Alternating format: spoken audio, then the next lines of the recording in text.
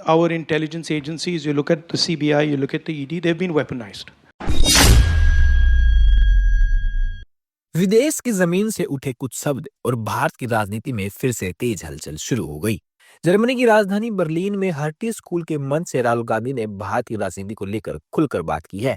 Politics is the art of listening विषय पर बोलते हुए लोकसभा में विपक्ष के नेता राहुल गांधी ने मोदी सरकार पर सवाल खड़े किए। उन्होंने कहा कि देश की चुनाव व्यवस्था, लोकतंत्र और सरकारी संस्थाएं सही ढंग से काम नहीं कर रही हैं। राहुल गांधी का आरोप है कि बीजेपी देश की सबसे बड़ी संस्थाओं पर कब्जा कर रही है। उन्होंने इसे लोकतंत्र पर सीधा हमला बताया।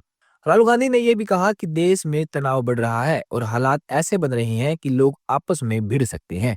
बर्लिन में राहुल गांधी ने वोट चोरी का आरोप फिर दोहराया। उन्होंने कहा कि कांग्रेस ने हरियाणा का चुनाव जीता था। इस मामले में चुनाव आयोग से सीधे सवाल पूछे गए, लेकिन कोई जवाब नहीं मिला। राहुल गांधी का कहना है कि 2024 के लोकसभा चुनाव के बाद यह साफ हो गया कि देश की चुनावी व्यवस्था में बहुत बड़ी गड़बड़ी है। उनके मुताबिक जब चुनाव पर सवाल उठते हैं तो आम लोगों का भरोसा और भी कमजोर पड़ता है, जैसे किसी खेल में सही जीतने वाला हार जाए और कोई जवाब न मिले। इसके बाद राहुल गांधी ने नोटबंदी और सरकार की आर्थिक नीतियों पर भी बात की। उन्होंने कहा, नोटबंदी ने देश के छोटे और मझोले काम धंधों को धीरे धीरे खत्म कर दिया। उनके पास नगद पैसा नहीं बचा।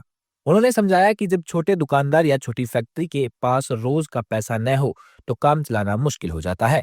राहुल गांधी ने कहा कि देश में बड़े कारोबार की जगह और अंबानी व अडानी जैसे लोगों की भूमिका भी है, लेकिन सिर्फ वही सब कुछ नहीं होने चाहिए। उनका कहना है कि छोटे कारोबारियों और नए काम शुरू करने वालों को भी सरकार की मदद मिलनी चाहिए। उन्होंने यह भी कहा कि पहले देश में फैक्ट्रियों का योगदान ज्यादा था, लेकिन पिछले 10 साल में इसमें कमी आई है। राहुल गांधी ने आगे कहा कि देश की जांच एजेंसियों का गलत इस्तेमाल हो रहा है।